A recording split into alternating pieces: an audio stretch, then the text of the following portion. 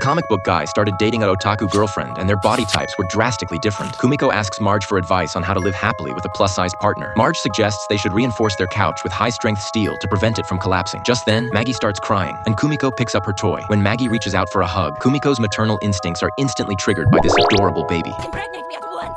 The comic book store owner doesn't want children because he feels he hasn't grown up yet. To change his mind, Kumiko tries to seduce him through role-playing. Unable to resist the temptation, the comic book store owner takes her picture and then flees to the bathroom. Homer decides to give the comic book store owner a taste of parental struggles. He has Lisa and Bart pretend to behave well, then asks the comic book store owner to take them to a movie while he and Marge sneak off to the cemetery for some romantic time. When the children go looking for their parents, they see the cemetery gates shaking and get so scared they hide in the comic book store owner's arms. Unable to comfort the crying children, the comic book store owner panics and runs away. The next day, Homer visits the comic book store owner and discovers he actually comes from a wealthy family. The comic book store owner's father loves collecting stamps but isn't good at expressing emotions. As a child, the comic book store owner was passionate about baseball but always sat on the bench. When the entire team got injured, he finally got his chance to play, but his father never showed up. After losing the game, his teammates threw him in a dumpster, and coincidentally, a garbage truck dumped a load of comic books, sparking his lifelong obsession. Marge later threatens him with his father's precious stamp collection, forcing him to apologize. It turns out that his father was afraid his son would lose the game and didn't attend, but instead bought a baseball signed by his favorite player, though he never had the courage to give it to his son. The comic book store owner finally understands his father's love, healing his emotional wounds. The comic book store owner decides to start a role-playing baby-making plan with Kumiko.